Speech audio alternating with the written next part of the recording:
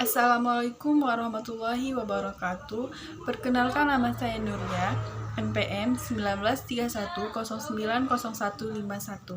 Di sini saya akan mempresentasikan hasil PPT dari makalah saya yang berjudul Pendidikan Demokratis, Globalisasi dan di Masa Pandemi. Yang pertama yaitu model pendidikan demokratis. Demokrasi dalam lingkup pendidikan adalah pengakuan terhadap individu peserta didik sesuai dengan harkat dan martabat peserta didik itu sendiri. Karena demokrasi pada dasarnya bersifat alami dan manusiawi. Ini berarti bahwa penelitian pihak-pihak yang terlibat dalam proses pendidikan harus mengakui dan menghargai kemampuan dan karakteristik individu peserta didik. Tidak ada unsur paksaan atau mencetak siswa yang tidak sesuai dengan harkatnya. Dengan demikian, demokrasi berarti perilaku saling menghargai, saling menghormati, toleransi terhadap pihak lain, termasuk pengendalian diri dan tidak egois. Dalam mengembangkan sistem pendidikan yang demokratis di Indonesia, perlu memperhatikan 7 butir yang merupakan prinsip-prinsip dalam prosedur-prosedur yang demokratis dan mencerminkan pandangan serta jalan hidup demokratis yang diinginkan. 7 butir tersebut ialah yang pertama, mengutamakan kepentingan masyarakat, yang kedua, tidak memaksakan kehendak kepada orang lain, yang ketiga, mengutamakan musyawarah dalam mengambil keputusan untuk kepentingan bersama. Yang keempat, musyawarah untuk mencapai mufakat diliputi semangat kekeluargaan. Yang kelima, memiliki iktikad baik dan rasa tanggung jawab menerima dan melaksanakan hasil keputusan musyawarah. Yang keenam, musyawarah yang dilakukan dengan akal sehat dan sesuai dengan hati nurani yang luhur. Yang ketujuh, keputusan yang diambil harus dapat dipertanggungjawabkan secara moral kepada Tuhan Yang Maha Esa, menjunjung tinggi harkat dan martabat manusia, serta nilai-nilai kebenaran dan keadilan. Beberapa hal yang perlu diperhatikan dalam membangun sistem pendidikan yang demokratis, sebagaimana yang dinyatakan Sadiman sebagai berikut, yaitu yang pertama, kurikulum dirancang sedemikian rupa sehingga dapat memberikan ruang gerak bagi sekolah atau daerah tertentu untuk menyesuaikan dengan kondisi dan kebutuhan setempat, tanpa harus kehilangan orientasi nasional dan global. Yang kedua, tidak ada keharusan bagi sekolah atau lembaga pendidikan untuk menggunakan bahan belajar tertentu. Yang ketiga, tidak ada keharusan bagi sekolah atau lembaga pendidikan untuk menggunakan bahan belajar tertentu. Yang keempat, sebagai komponen sistem pendidikan, guru harus bersikap demokratis. Dan yang terakhir, proses pendidikan atau belajar mengajar hendaknya mencerminkan nilai-nilai demokratis. Materi yang kedua yaitu globalisasi pendidikan. Dalam proses globalisasi tidak terlepas dari suatu perubahan yang terjadi dalam berbagai aspek kehidupan manusia.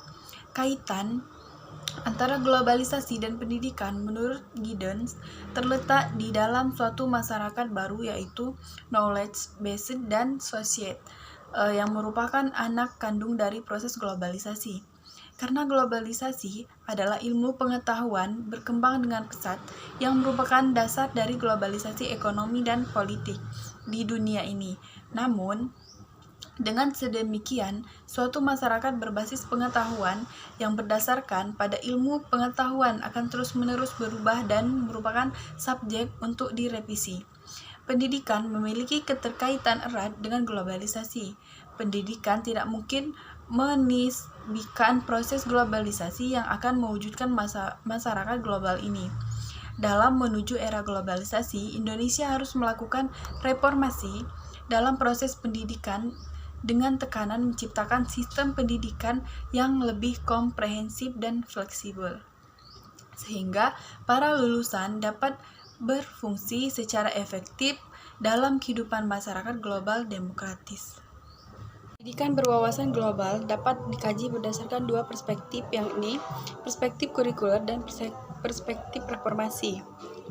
Berdasarkan perspektif kurikuler, pendidikan berwawasan global merupakan suatu proses pendidikan yang bertujuan untuk mempersiapkan tenaga terdidik kelas menengah dan profesional dengan meningkatkan kemampuan individu dalam memahami masyarakatnya dalam kaitan dengan kehidupan masyarakat dunia. Berdasarkan perspektif kurikuler ini, pengembangan pendidikan berwawasan global memiliki implikasi ke arah perombakan kurikulum pendidikan. Sementara, berdasarkan perspektif reformasi, pendidikan berwawasan global merupakan suatu proses pendidikan yang dirancang untuk mempersiapkan peserta didik dengan kemampuan dasar intelektual dan tanggung jawab guna memasuki kehidupan yang bersifat sangat kompetitif dan dengan derajat saling ketergantungan antar bangsa yang amat tinggi. Pendidikan harus mengaitkan proses pendidikan yang berlangsung di sekolah dengan nilai-nilai yang selalu berubah di masyarakat global.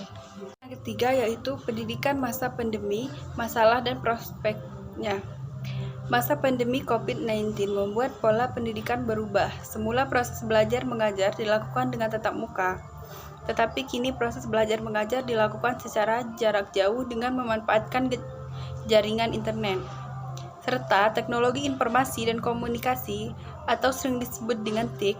Dari segi manfaat, dilakukannya pembelajaran jarak jauh atau PJJ telah menjejakkan proses pendidikan di tanah air ke arah digitalisasi. Namun di sisi lain, hal itu juga menimbulkan hambatan bagi daerah yang mengalami kendala akses internet dan ketiadaan gawai karena rendahnya tingkat ekonomi masyarakat. PJJ cukup sulit untuk dilakukan. Selain itu, proses belajar mengajar yang membutuhkan praktek secara langsung juga mengalami kendala. Untuk mengatasi hal itu dibutuhkan inovasi khususnya oleh pihak guru dan sekolah dalam memanfaatkan keadaan yang serba terbatas. Serta secara daring via aplikasi Zoom dan dihadiri sebanyak ratusan perwakilan sekolah dari berbagai daerah. Inisiatif dari pihak sekolah sangat diperlukan. Permasalahan lain dari adanya sistem pembelajaran secara online ini adalah akses informasi yang terkendala oleh sinyal yang menyebabkan lambatnya dalam mengakses informasi. Siswa terkadang tertinggal dengan informasi akibat dari sinyal yang kurang memadai. Akibatnya, mereka terlambat dalam mengumpulkan suatu tugas yang diberikan oleh guru. Belum lagi, guru yang memeriksa banyak tugas yang telah diberikan kepada siswa membuat ruang penyimpanan gadget semakin terbatas. Penerapan pembelajaran online juga membuat pendidik berpikir kembali mengenai model dan metode pembelajaran yang akan digunakan. Di balik masalah dan keluhan tersebut, ternyata juga dapat berbagai hikmah bagi pendidikan di Indonesia. Di antaranya, siswa maupun guru dapat menguasai teknologi untuk menunjang pembelajaran secara online ini. Di era disrupsi teknologi yang semakin canggih ini, guru maupun siswa dituntut agar memiliki kemampuan dalam bidang teknologi pembelajaran. Peran orang tua semakin diperlukan dalam melakukan pengawasan terhadap penggunaan gadget. Hal tersebut memberikan dampak yang positif bagi anak dalam memanfaatkan teknologi untuk hal-hal yang bermanfaat. Anak cenderung akan menggunakan handphone untuk mengakses berbagai sumber pembelajaran dari tugas yang diberikan oleh guru, sehingga akan membuat anak menghindari penggunaan gadget pada hal-hal kurang bermanfaat atau negatif. Baiklah, sekian materi yang bisa saya jelaskan. Kurang dan lebihnya saya mohon maaf. Wassalamualaikum warahmatullahi wabarakatuh.